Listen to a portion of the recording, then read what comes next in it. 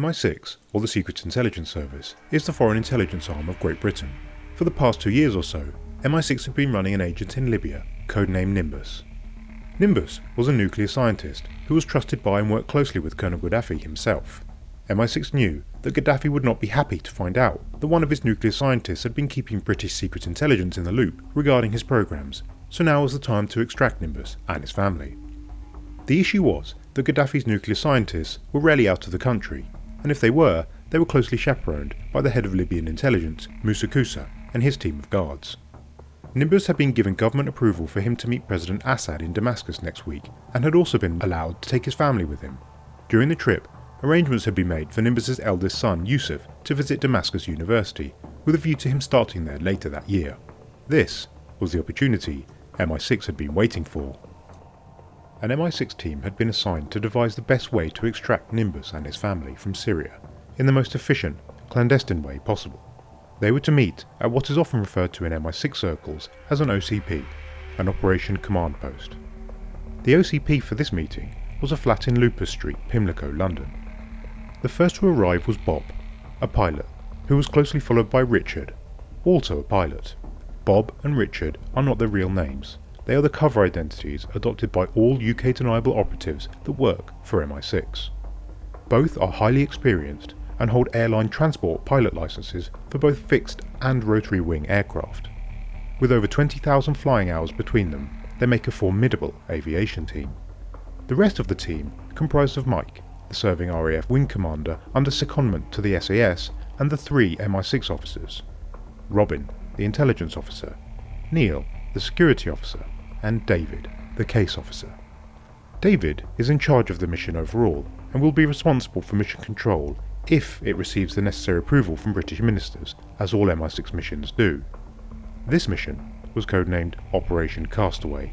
In less than an hour, the team have an outlined plan. MI6 Damascus staff must recce 2 isolated helicopter landing sites suitable for night operations within about 10 miles from the city centre, which they can also get the family to by car.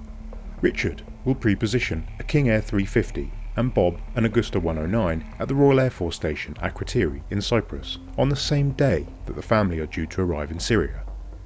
The distance from Akrotiri to Damascus is a little over 200 nautical miles, with the mountain range rising to almost 10,000 feet to navigate. To cross over the total distance of 450 nautical miles, the Agusta 109 will be left with a reserve of only 10 minutes, making very little room for error. After takeoff, all lights will be extinguished and the entire trip will be flown at less than 100 feet above the surface using ANVIS night vision goggles. Shortly after takeoff, a quick reaction force of heavily armed SAS troopers will get airborne and fly close to the limits of Cypriot-controlled airspace, ready to hit the landing sites if given a coded message. A search and rescue helicopter will also be put on standby, ready to launch should the 10-minute reserve diminish to 0. On a chosen night, when the weather is deemed to be acceptable for ultra-low level flying over the mountainous terrain of Lebanon, Bob will fly from Cyprus and meet up with the vehicle transporting the family to the helicopter landing site. He will then quickly turn around, back to Akrotiri, where the family will be flown back to the UK by Richard in the King Air 350. The preferred landing site will be designated Alpha. Should that become unusable at any point, the pickup will be transferred to the backup site, Delta. Another MI6 man will accompany Bob, called Simon. Bob and Simon both request Heckler & Koch HK-53s as well as Walther PPK pistols with 2 full magazines for each weapon. Simon and Bob will carry the appropriate cover of film production location managers working on a planned documentary about the troubles in the Middle East, should they be compromised. The plan was set and taken to ministers for approval, and just before 10 AM the following morning, the team receive a text.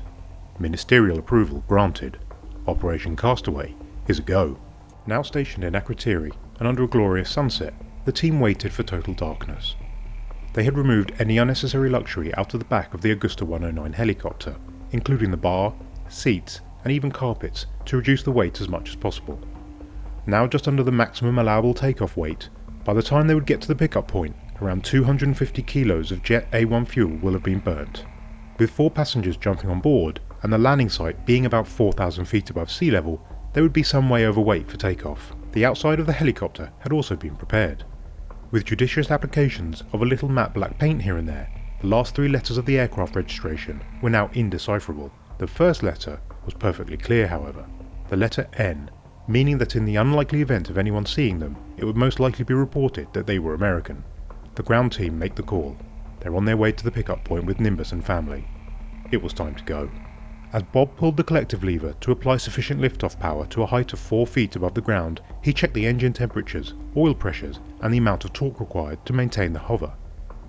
Turning onto their initial southeasterly heading, which they would maintain until crossing the coast to the south of Beirut, 5 miles north of Sidra, the pilot set the cruise power at 90%.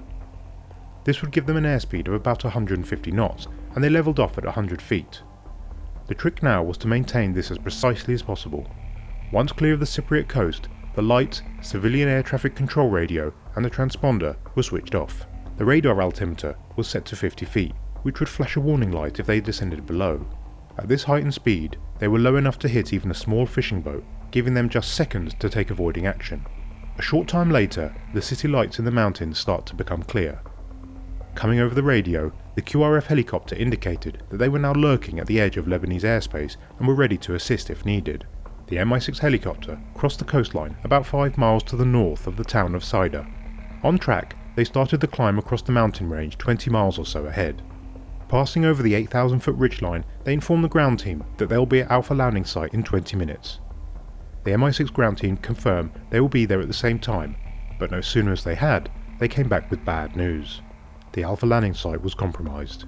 It was crawling with either Syrian police, army or intelligence, or all three. They would have to head further to the Delta landing site, 5 minutes more flying time away, but there was a bigger issue.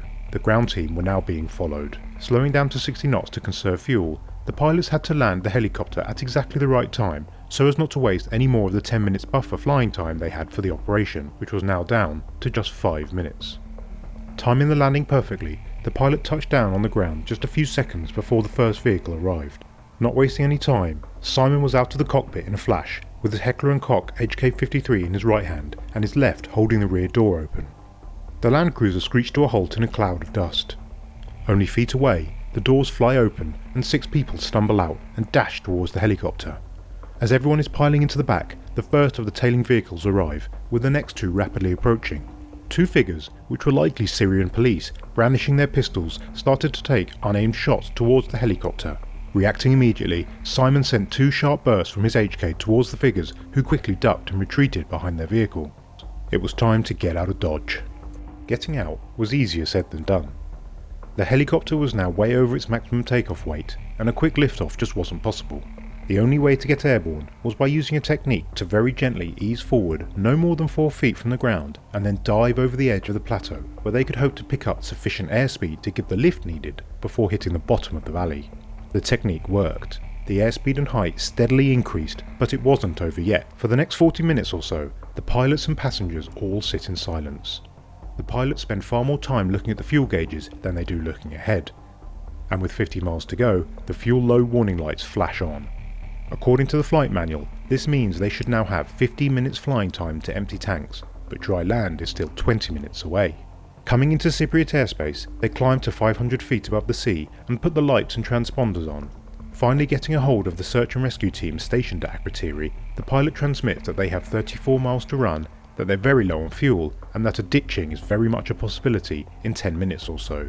Confirming, the search and rescue helicopter gets airborne and tucks in behind the MI6 team. Their 15 minutes for flying time were now up. They should have no fuel left. They can see the land and the airfield 4 miles ahead. All they can do now is wait for things to go very quiet. 18 minutes and 40 seconds after the fuel low warning lights came on, the sound in the helicopter suddenly gets much quieter. The number 1 engine had stopped. The helicopter is still able to fly with 1 engine out, but not for long. Bob figured that over the last 2 hours and 15 minutes, engine number 1 had been running a little hotter than number 2, and therefore burning a touch more fuel. This meant there might just be 2 more minutes of fuel left in tank number 2, and land was 1 minute away now. With gauges flashing, the number 2 engine continued to run, and they land on the very first metre of concrete available. Exiting the aircraft doused in sweat and tired, the 2 MI6 pilots dumped their weapons into their rooms and head for the bar. Nimbus and his family were then flown to the UK, where they were debriefed and given cover identities.